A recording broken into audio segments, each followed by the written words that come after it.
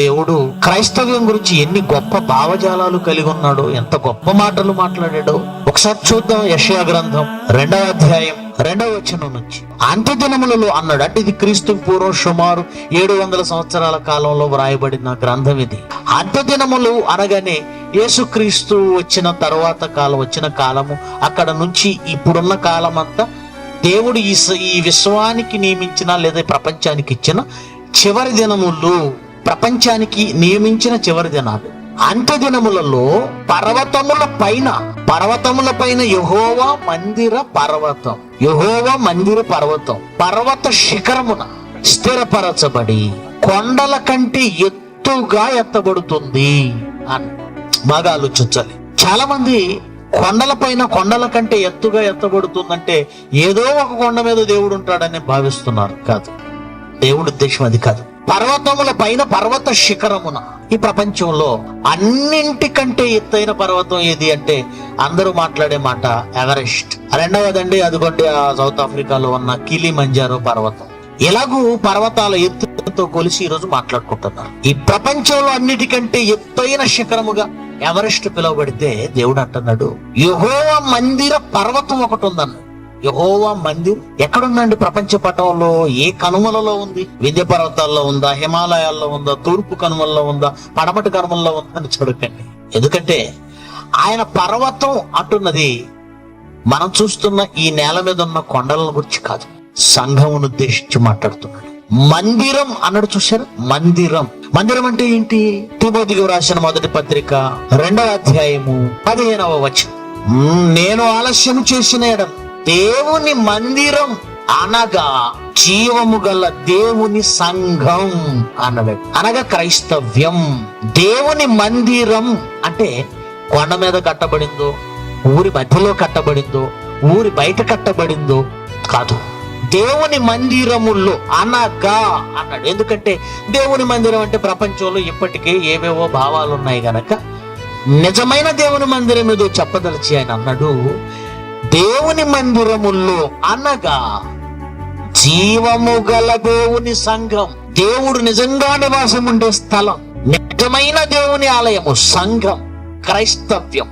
700 సంవత్సరాల తర్వాత రాబోయే క్రైస్తవ్యాన్ని మనసులో పెట్టుకున్న యెషయా గారు ఈ మాటలు వ్రాస్తూ 2వ అధ్యాయంలో అంత్యదినములలో యెహోవా మందిర పర్వతం అన్నాడు. పర్వతమా?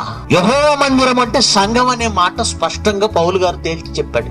మరి పర్వతం అని ఎందుకు అన్నాడు అంటే, ప్రియులరా, పర్వతం అనగానే ఒక ఆధారం అని మీరు అర్థం చేసుకోవాలి. మనం కూడా మాట్లాడుతూ చాలా సందర్భాల్లో మా నాన్నండి మాకు కొండంత అండ అంటారు. నాన్న మాకు అండ అని చెప్పావు, బాగుంది. దానితో పాటు ఏం చెప్తాం మనం? కొండంత అండ. అంటే కొండ మనకు అండగా ఉంటుందా? ఉంటుంది కనుక ఆ మాట అంటున్నాం. భారతదేశానికి ఉత్తర దిక్కునున్న హిమాలయ పర్వతాలండి భారతదేశానికి పెట్టని గోడల్లాంటి రక్షణ కల్పిస్తున్నాయండి అంటారు. హిమాలయ పర్వతాలు ఎలా ఉన్నాయట? రక్షణ అండగా ఉన్నాయి. వాటి విషయాన్ని పక్కన పెడితే అసలు ఈ భూమి మీద ఉన్న పర్వతాలను గురించి దేవుడు ఏం రాశాడు తెలుసా? భూమికి పునాదులుగా ఉన్నవి పర్వతాలే. మేఘా గ్రంథం అనుకుంటాను 6వ అధ్యాయం 2వ వచనం. మేఘా గ్రంథము 6వ అధ్యాయము 2వ వచనం. ఆయన ఇశ్రాయేలు మీద వ్యాజ్యమాడుచున్నాడు. నిశ్చలములై భూమికి పునాదులట పర్వతాలు. భూమి నిలబడడానికి పునాది పర్వతమేనట. అంటే ఈ భూమండలము ఒక చక్కటి గోళంలా ముద్దగా విడిపోకుండా, ఆకారాన్ని కోల్పోకుండా ఉందంటే పర్వతాలు అండగా నిలబడ్డాయి. ఇన్ని మాటలు ఎందుకు చెప్పానంటే, యెహోవా మందిరమును కూడా దేవుడు ఏమన్నంటే పర్వతం అన్నాడు. దానియేలు గారు కూడా మరి నెబుకద్నెజర్ గారి కలలో వచ్చిన ఆ దర్శనంలో ప్రతిమను విరగొట్టిన ఆ రాయి ఏమైపోయింది అన్నాడంటే, ప్రతిమను విరగొట్టిన ఆ రాయి సర్వభూతలమంత మహాపర్వతమాయను అని రాయబడి ఉంది. 2వ అధ్యాయము 35, 36, 37 వచనాల్లో మాట రాయబడింది దానియేలు గ్రంథంలో. అంటే సంఘాన్ని దేవుడు అనేక చోట్ల పర్వతం అన్నాడు, సియోను కొండ అన్నాడు, ఏమంటే సర్వభూతలమంత మహాపర్వతమైంది అన్నాడు. ఎందుకు సంఘాన్ని పర్వతం అన్నాడంటే, ఈ ప్రపంచానికి, ప్రపంచ మనుషులకు అండగా నిలబడేది సంఘం. ఈ ప్రపంచము దేవుని సంఘము వలన కాపాడబడుతుంది. క్రైస్తవ్యం లేదా సంఘం జీవము గల దేవుని మందిరం. ఈ క్రైస్తవ్యం ప్రపంచానికి అండ అని దేవుడు చెప్పాడండి. ఈరోజు క్రైస్తవ్యాన్ని చూసి మా దేశపు ఆచారాలు మార్చేస్తున్నారు, మా దేశ సాంప్రదాయాలు మంట కలుపుతున్నారు, ప్రపంచాన్ని నాశనం చేస్తున్నారు. ప్రపంచానికి పేడ వంటి వారు అంటున్న వాళ్ళు చాలా జాగ్రత్తగా గమనించాలి. ఈ ప్రపంచము ఇప్పటి వరకు నిలబడి బ్రతికి బట్ట కట్టింది అంటే ఈ భూమి మీద క్రైస్తవ్యం ఉండబట్టి, లేకపోతే ఇప్పటికే ప్రపంచం సర్వనాశనమై ఉండేది.